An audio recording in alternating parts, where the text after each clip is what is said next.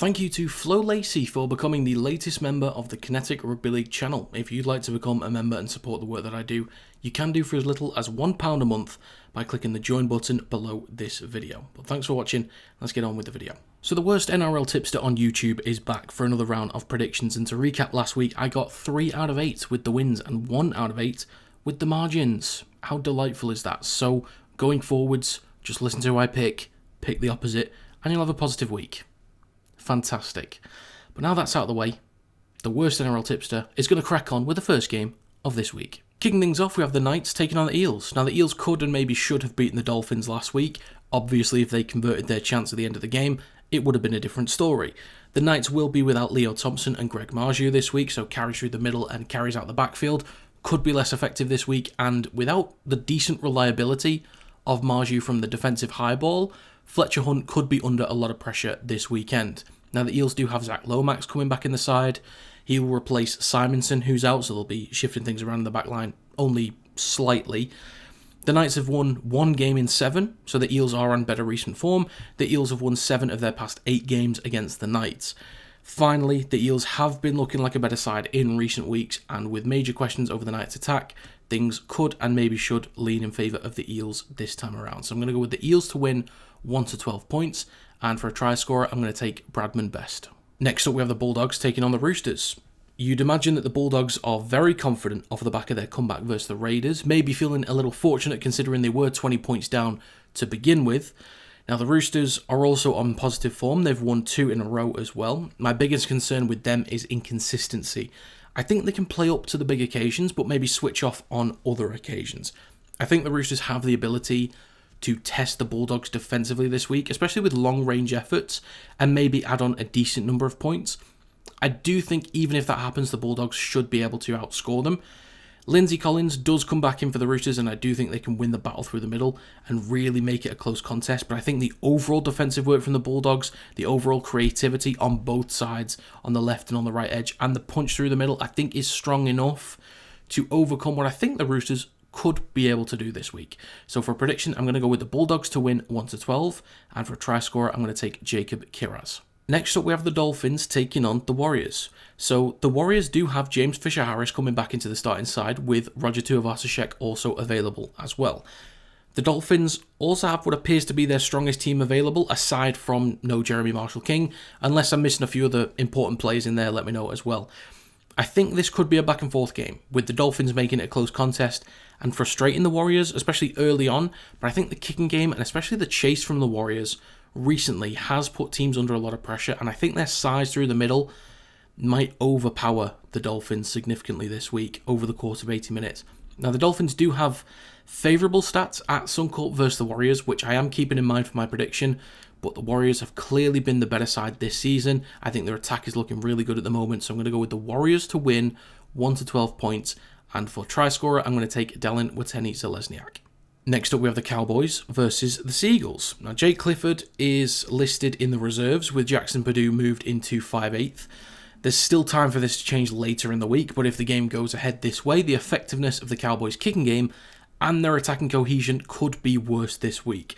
Compare that to Cherry Evans' kicking game. The Seagulls might be forcing the Cowboys to do a lot of work in their own end and could wear them down over 80 minutes.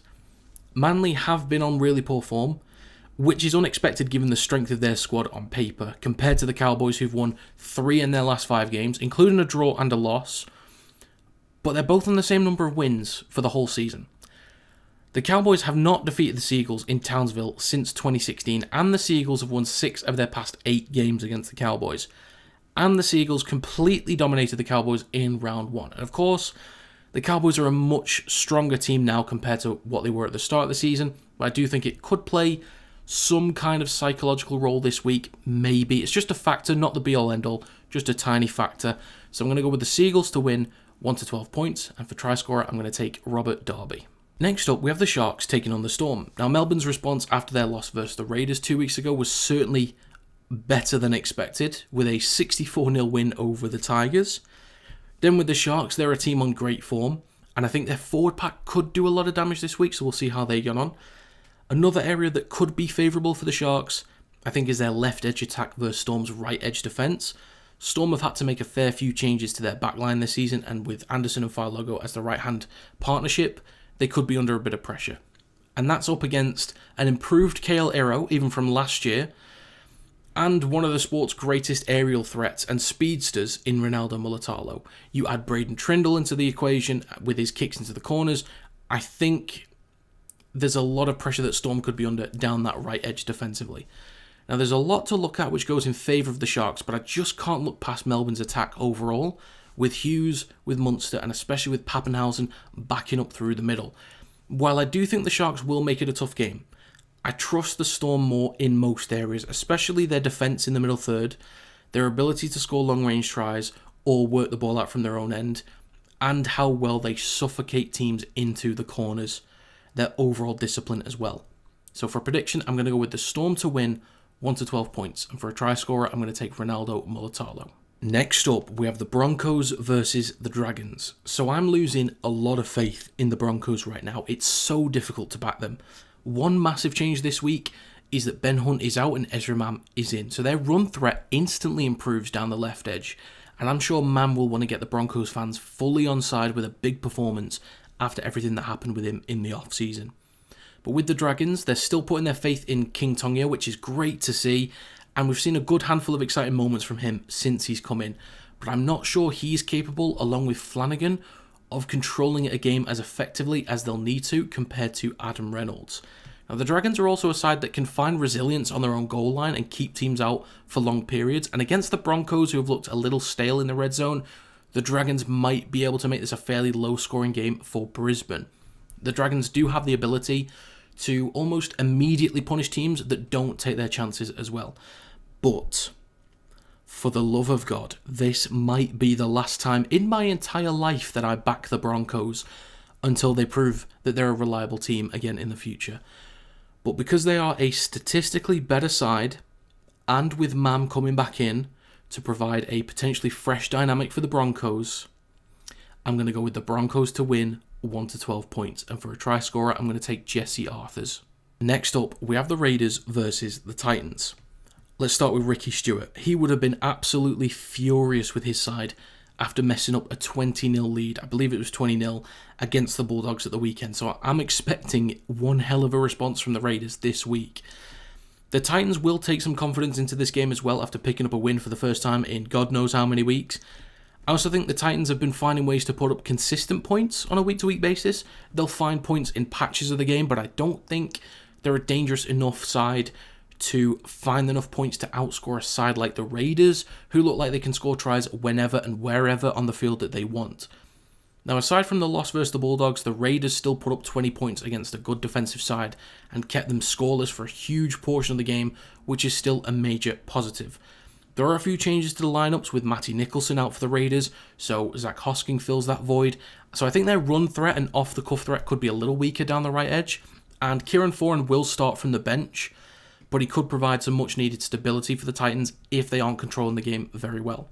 But simply enough for me, the Titans are a poor side, the Raiders are a great side. The Titans are a poor defensive side, and the Raiders are a great attacking side. So for a prediction, I'm going to go with the Raiders to win 13+, and for a try scorer, I'm going to take Matthew Timoko. Finally for this week, we have the Tigers versus the Rabbitohs. Now, after losing 64-0 to the Storm at the weekend, will we see a response from the Tigers or their confidence be completely shot?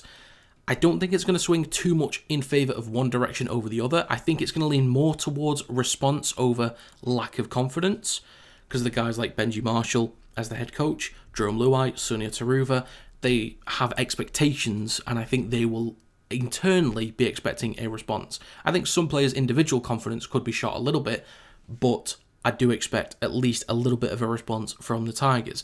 Now, the Rabbitohs picked up a decent win versus the Broncos last round, even though they're slightly depleted in the backs at the moment. The Tigers are on better form currently, but they've both won 50% of their matches this season.